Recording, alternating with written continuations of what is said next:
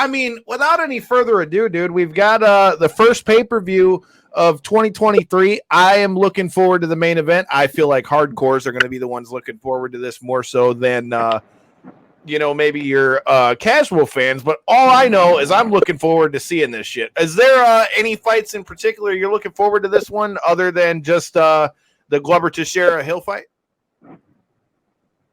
No, Glover Teixeira is actually my go-to fight of the night. I don't know. There's something about seeing the old guys get it done that gets me excited. Yeah. I like it. I've been watching him since the Tap Out days. I know. This one pulls at the heartstrings, man, because as a Michigan man myself, it's hard to, root against. And a past guest of the show. Yeah, and past guest of the show, Jamahal Hill. It's really hard to, go against that direction. But, of course, Glover Teixeira, to your guys' point, man, I've been watching him for, 15 years, 10 years or some shit now. Hey, have you seen Jamahal Hill's TikToks, though? Yes, dude. That dude is the funniest fighter on social media, hands down. He has me in tears when he's posting on TikTok. Oh, my God. The next time he comes on the show, this has to be a question. Like, where the fuck do you come up with these TikToks, dude? Because they're fantastic. The shit that he films in the gym is hilarious, dude.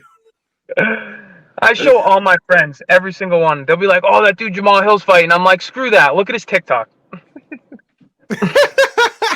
Dude, you heard it here first, dude. The TikTok is what you need to be watching. Fuck UFC 283. You need to watch the TikTok first. I mean, I don't know. I probably would want to watch the fight this weekend, too, because somebody might get knocked out or choked out. But anyways, and can I just say that it's a wild thought to think that we have in 2023, you have Glover Teixeira and Shogun Rua fighting on the same card.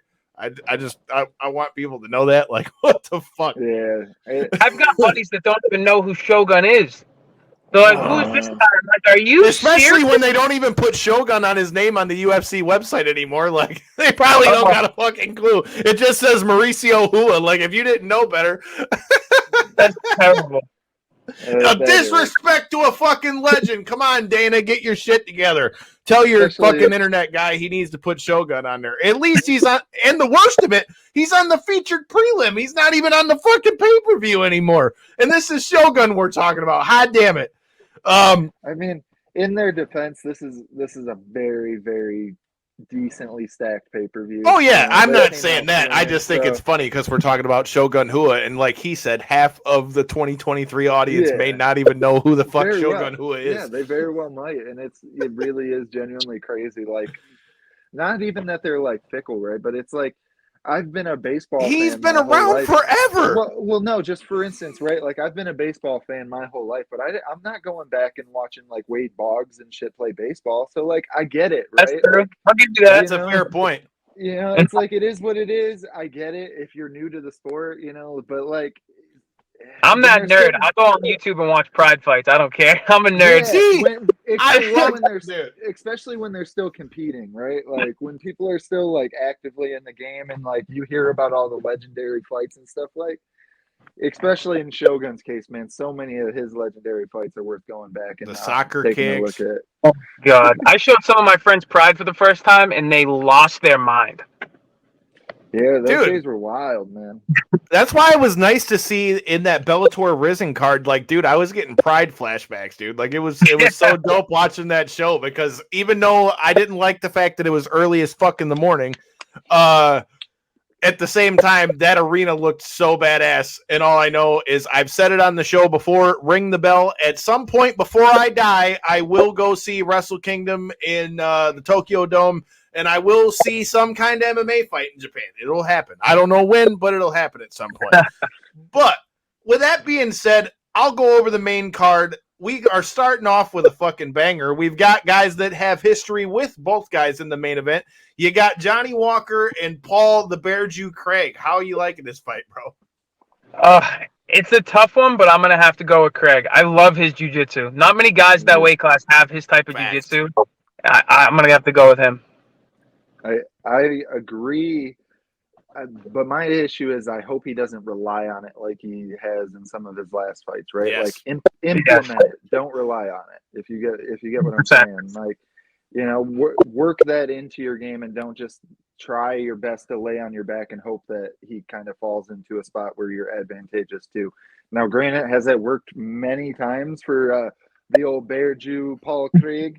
It has worked many times, but that being said, I still feel like he'll be able to get it done. I feel like Johnny Walker he's just taken a step down in his career for some reason. I don't know what it is. I don't know. We've heard a bunch of rumblings about him going and training in Ireland, them Kavanaugh kind of changing up his style and stuff like that. I don't even know if that's necessarily the case, man. It's just seems like he hasn't been bringing that fire in his fights as of late, and that's what made him exciting earlier in his UFC run. So just seems like he's a little like unfocused. It just doesn't seem like, I don't know, the last few fights, like you were talking about, Joe, how there's the difference between when you walk to go get in the cage and then when you get in the cage, it's like, look, I got to hurt this motherfucker by any means necessary.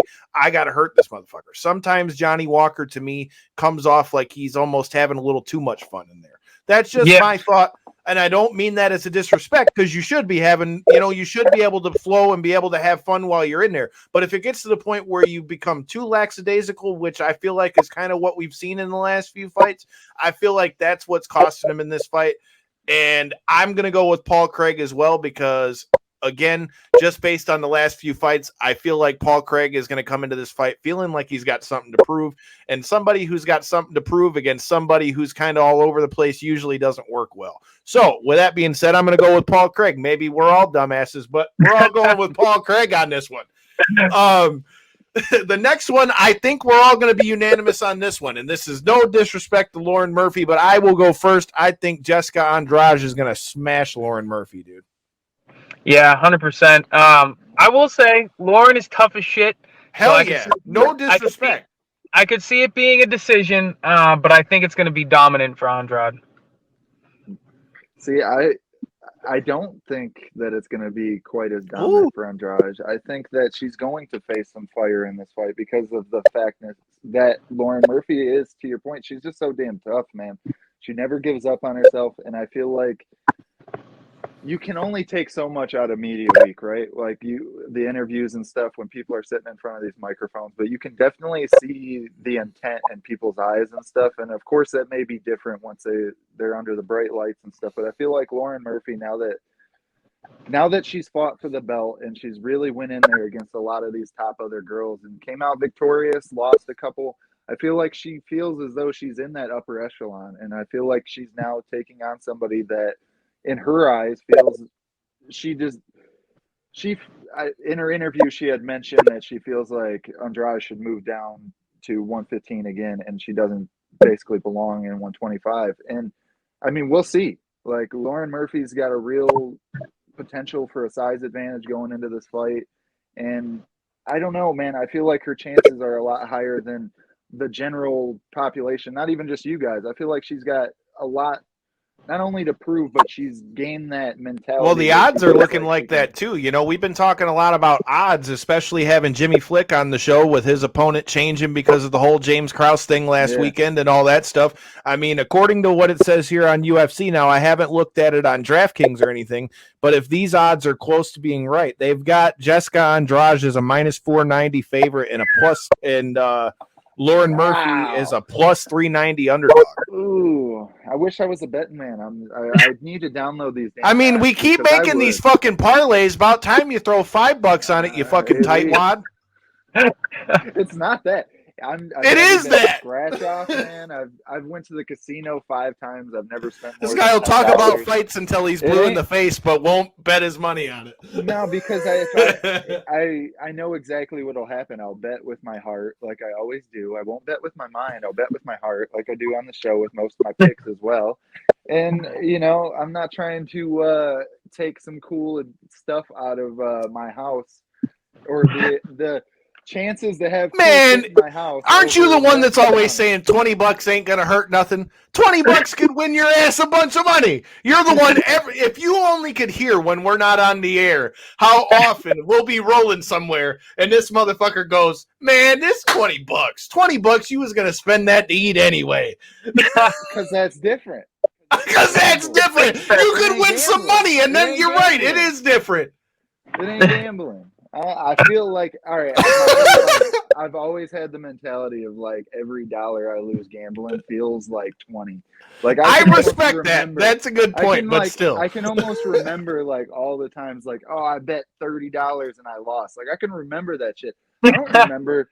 I don't remember buying $30 worth of Yeah. groceries or some dumb shit. Well, Corey, Like, let me tell you what that $30 can also do. You could also end up like I did when we went to Jacksonville for Revolution, where you can't even bet in Florida, but because I had my brother-in-law bet for me here in Michigan, I won $150 while I was sitting in the fucking tattoo chair, and my tattoo only ended up being $25. So I'm just saying, you win some, you lose some, but you got to bet some. Just ask Terry Funk. But with that being said, back to these fights. I think this fight might steal the whole fucking show, but I gotta say, Neil Magny is getting a bone from the UFC in this one as far as the rankings jump, but I don't think this one's gonna go very good for him. You got Gilbert Burns versus Neil Magny. How are you guys feeling on this fight? I feel like it's similar to the Andrade fight. I think Gilbert Burns should dominate, but I think Neil Magny's another one. He doesn't quit. Even if he's getting dog walked, he will not quit. But Burns is another guy that not a lot of guys want to fight. So, gun to my head, I'm picking Burns, but I don't know if it'll be a finish. If somebody was going to get the finish, it's Burns, but I don't know if he will against Magny. I totally respect that. Go ahead, Corey.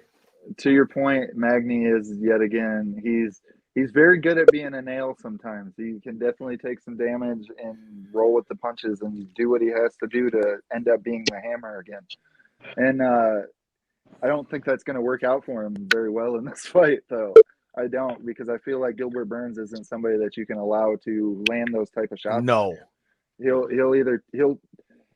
take you out of there with body shots. He'll take you out of there with ground and pound. And he can submit your ass too. Let's not forget about that. Please, somebody put some respect on the jiu-jitsu. Hot damn it. He's got just a fully well-rounded game, and then when you add in his power, the only thing I can say is he's a little undersized for the weight class, just with height. It isn't even really a size thing; it's just a height thing. And I was going to say, because I'd say he still has the power advantage over Magny. Yeah, I'd say that's sure, right, for sure. But it's going to be an interesting fight. We'll see what type of game Magny is able to bring. I definitely lean with. I'm assuming both of you guys on this one with Burns, but I feel like Magny may have something up his sleeve, but it's going to be a tough one, man. He can't get hit by Burns in this one. I think we're all on the same page on that one, dude. Burns is a fucking dynamo, but like he said, Magny is not going to go out of there laying down. If he's going down, he's going to either get put to sleep or it's going to be a decision. So I think that's going to be a war. Again, you heard it here first. That motherfucker might steal the show, but it's going to be hard to do it with the two fights that you got rounding this card out. Now, before I ask your thoughts on this next fight and get your pick, what are your thoughts on these guys fighting each other 4 fucking times, dude? And it's the first time in modern era where they fought each other back to back to back to back to back. Well, there was a break for Moreno at least. At least Moreno had one off. He had the one off, right? He fought Kai France, but other than that, Anybody else? I think I'd be pissed. And even for this, I was a little pissed off. When I knew they were fighting again. But just the way this whole thing's played out, and every fight has been insane. Fuck it, I'm down. Let's run it 10 times. Every fight has just been wild. I remember I actually ordered one of the fights while I was working. I was up on a roof I was swapping out a belt on a fan for a restaurant, and I had my phone out and it was raining. I'm losing my mind, screaming on the roof. I got Moreno. Moreno's my guy. I love Moreno. I think he's going to take it. Damn it. He's got to keep his foot on the gas, man. He kind of got ahead in the last fight. I thought he won the last fight. They didn't. But I think he keeps his foot on the gas and he gets it done against Figgy. Got to watch them judges. I felt the same way out of the last one. I thought he got the win as well. I thought that was kind of one of those fights, right? It could have possibly you seen where they were like, all right, I guess I understand how they gave it to him, but it was in my eyes at the end of it. I didn't know if it was my fandom or if it was how it really was, but I felt like Moreno definitely got the win on that one. That being said, I feel like hopefully he takes that and turns that into something going into this fight, because he's got to know, hey, I can't ride on my morals. I can't just go in there and expect to, be able to do what I did in that last fight, and especially in Brazil, man. He's got to know that as well, being that he's That's going another against the good point. hometown favorite. That Yeah, he's adds a whole. Yeah, He ain't getting no fucking decision, not in Brazil. It ain't happening. I'm hoping what we've seen in Moreno Figgy too, where Brandon Moreno was just able to kind of run through him and eventually get the finish. That'd be really nice to see again as a Moreno fan. But I don't know, man. I feel like this is a tough fight. I also feel like this is a very tough cut for Figueiredo, who's already He's looking basically skinny. he's on weight or whatever he's saying, and he's still a day and a half away. The videos and stuff of him looking all veiny and shredded and stuff, those were from like 2 days ago now. So that was what, Tuesday or something? So That's a good point. That early never ends up well. that's what I'm saying. That is a very good point, dude. Not to mention, there's one point that none of us have brought up on the opposite side. Well, there's all this stuff that we can talk about going negatively as far as Figueiredo. Let's not forget on the Moreno side, you've got all this shit with James Krause. That's his coach. Yeah, this is going to be interesting. This is going to be a lot different going into this fight if James Krause can't be in his fucking corner. What's that? Where did Moreno end up going? He had to go train somewhere else for this. I believe it was Factory X, if I'm not mistaken. Okay, Safe-sided, if I'm not mistaken. I might be wrong on that, but I'm pretty sure it's safe-sided. But either way, he got it. He at least got in another solid gym. That's the one thing I can say. He definitely, did his best to not just fall on his morals, go back to where he was training in Mexico and stuff, and kind of continue to work on what he was building there. He continued to want to challenge himself and find what the best, training partners he could here in the States. So I'm curious for the fight, man, but that there's so many layers. I feel like for this being a quadrilogy or however you want to word it, I'm excited for the fight. That's for sure. I feel like Moreno is who I'm rooting for, but it's going to be a tough one either way. I can rock with that, dude. I'm going the same way. I think it's going to be a great fight, but I think Moreno is going to win. But I think we're really going to have to see how this Factory X things goes because, we all have good things to say about Factory X. We mentioned Josh Frem. Josh Frem, one of Factory X's finest. With that being said, we've made it to the main event. Again, we have to be a little bit biased in this one because Jamahal Hill is a past guest of the show. He's from Michigan. And he's training partners with like 4 or 5 of our guests too. So, I probably am going to see him when I do commentary on these fights next month. But I'm just saying. The real question I want to pose to you guys then, are you guys more surprised that he is the betting favorite going into this one? No. Go ahead. Not too surprised. He's younger. He's shown that I don't want to say he's shown that he has more power, but he's thrown and put guys away. Not like Glover can't. And Glover's older. You know what I mean? Glover says he's in his prime, so good for him. Yeah, right. 43, you're in your prime. Good for you. That's what I want. I want a prime like that. Hot damn, we're gonna have a prime forever. Just ask Logan Paul. Did he have a bottle of prime in his hand? Is that what he was talking about or something? Yeah, no kidding. But no, it doesn't surprise me too much. But I am still Team Glover. It's got my heart. Yeah, and with him training with Potan or however you say it, Alex Pereira, I feel like that added another element to his game, to help improve the striking, especially going into this fight, being that Jamahal Hill's biggest advantage is his striking, right? And it's powerful striking, which I feel like that's what Alex can best replicate going into his camp. So that dude could be at 205 right now, no problem. That's what that's what I'm saying. And he's basically the same size as Jamahal. So I feel like it's a really equal training partner. Of course their styles are way different with Jamahal not having the very dense kickboxing background like Alex does, but other than that, man, I don't know. I really don't know which direction to lean in an actual analyst perspective. I feel like Glover. I'm picking with heart. All heart, no brain. I like it.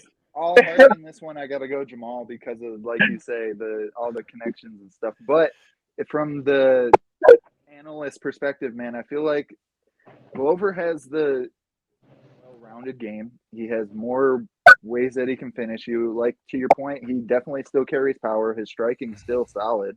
It's not like he doesn't know how to defend himself. He went in there with Yuri for 5 rounds and ended up getting subbed. It wasn't even because of a punch.